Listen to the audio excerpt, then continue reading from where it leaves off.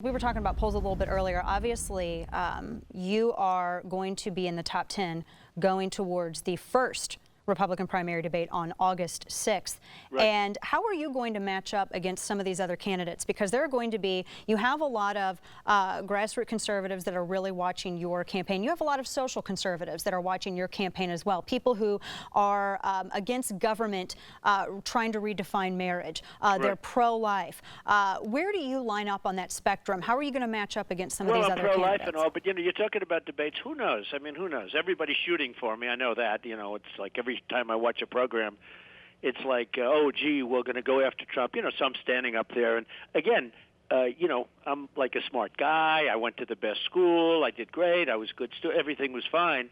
But, these guys, all they do is debate their whole life. Every night they go out and debate somebody. I don't debate. I build things. I create jobs. I do a lot of other things. But with that, I should do fine. I mean, we'll see what happens. But it's going to be certainly interesting. But it sounds like they're all, I'm going into a lion's den based on everybody is shooting at me. And, the polls came out recently, a lot of them, not just one, but and I'm so high in the polls that obviously probably, and you know this stuff better than me, but if you're number one, they go after you a little bit more than if you're number five. Oh, of course. Oh, of course. So, absolutely. So I expect that, and absolutely. That's fine. A social question for you. Same-sex marriage, where do you line up? Well, I would have liked to have seen the states get the decision. I really would have. I thought that maybe was going to happen, so that at least you'd be in a position where the states could get it, Dana. It's let each individual state make their own rules and regulations, and I think people would have been. That was even that's a compromise, but I think people would have been much happier with that. But the court decided not to do that. So the court has really, really done a number on that. And between that and Obamacare was a Jeb Bush, because Jeb Bush was pushing Roberts, and Roberts is the one that gave us Obamacare twice. He could have killed it twice. And between those two things, I would say conservative people had a very bad couple of weeks. Yes, yeah, oh, definitely. So with those Supreme Court rulings, in terms of the VA, you and I talked about this yesterday on my radio program. Right. There were some, for those who didn't miss it, we were discussing the Chattanooga terror attacks. You also mentioned how the flag should have been very strongly today, and right after I put out the big release, Obama went out and said, "Oh, we're going to lower the flags." I mean, it was sort of an amazing thing. A lot of people, I don't want credit for it, but a lot of people think I put a lot of pressure on them. Why aren't you lowering the flags? And so they lowered the flags.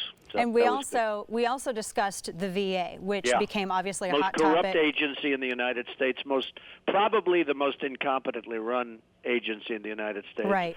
Run by, and involved with McCain and all of the political people. And, I see it because I just got back, as an example, as you know, from South Carolina. I meet so many people. I meet so many people, all different people, great Americans, mostly. I meet some that I don't like so much, but mostly it's unbelievable how great they are. And the greatest of all are the veterans. And they are treated so badly. And I see this powerful man come over to me, and he's almost got, he has got tears in his eyes. They're treated so badly by the Veterans Administration. And I don't know if you saw, it came out yesterday, the day before, that the waiting list for veterans, the wait at doctors' offices are longer than they've ever been in the history 34,000 still not seen. How do we fix that? They don't even get to see them. How do we fix this system? Well, you fix it with good management. You fix it by getting Trump elected president. That's what you do. Would you honestly. fire the lot of them? Would you I'd fire everybody. A lot of people? I'd get it. It would be so good. It would be so good. I mean, I would know exactly, and I'd get the best managers. We have a bunch of guys that don't know what they're doing, and tremendous corruption. You saw there was a big corruption scandal the other day again with somebody with hundreds of people all corrupt, and it's just horrible. But people actually, and put yourself in this position. When you're not feeling great, you can go see a doctor. Right. But these people wait 5 or 6 days in a reception area. And then when they're ready to see the doctor says, "I'm sorry, I'm going on vacation for 3 weeks." Yeah. I mean, it's unbelievable. And this is healthcare, good healthcare that is owed to them. They signed on the dotted line. More than anybody else, in my opinion. Exactly. And that's one of the things, and it's very interesting. I had, you call it a firestorm. I notice your words. You called it a firestorm. Well, 2 weeks ago I had a firestorm. Yeah. And that had to do with illegal immigration. Yes. And Mexico, which I have a lot of respect for, but their leaders are too smart for our leaders, and it's one of those things. But it was a firestorm. And that led to the whole thing on the discussion on illegal immigration. Now it's become like a mainstay of the whole campaign.